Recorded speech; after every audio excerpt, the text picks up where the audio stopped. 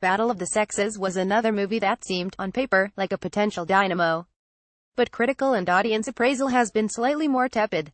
Still, it would be wrong to count it out entirely, especially since it is led by two terrific performances by Emma Stone and Steve Carell that fall into that sweet spot of being about actual historical figures and, also, being totally great.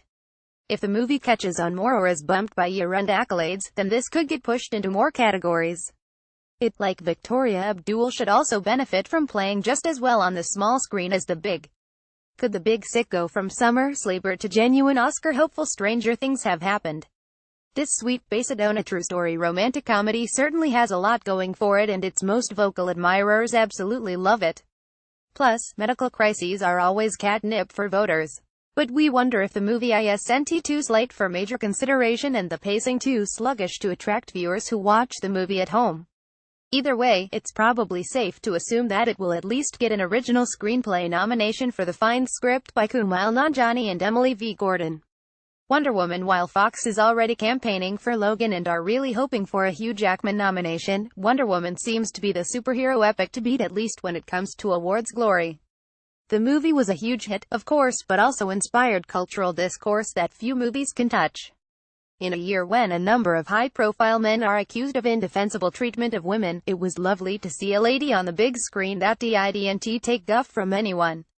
Not only would Academy attention bolster the somewhat tepid Warner Brothers comic book lineup, but also fundamentally legitimize the genre as a whole. However, if Justice League sucks, look for it to drain any momentum from the Wonder Woman campaign. The response to Mother has been, to put it lightly, mixed. But it remains a must-see, not only because of its brilliant filmmaking on the part of Darren Aronofsky, but because it still could be an Oscar hopeful.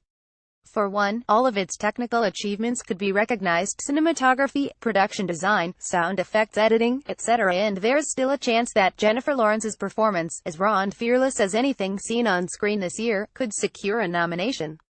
Like Dench, the Academy absolutely loves her, so much so that they could look past the movie's polarizing response. Still, it's hard to imagine any older Academy voter sticking with the movie, especially during the gory-soaked third act. It will be interesting to see if Fox pushes this for a Return of the King style "Hey, you didn't nominate any of the others in this beloved trilogy" recognition, or if they'll hedge their bets and just try for the technical categories. The technical categories, primarily Best Visual Effects, are all but assured. This makes the last film in the series look like crayon scribbles. The biggest and most fascinating play would, of course, be for Andy Serkis' performance in War for the Planet of the Apes as Caesar. No actor has ever been nominated for a performance capture role or a voice role, for that matter, so a nomination would be more than groundbreaking, it'd be downright historic. And totally deserving, to boot.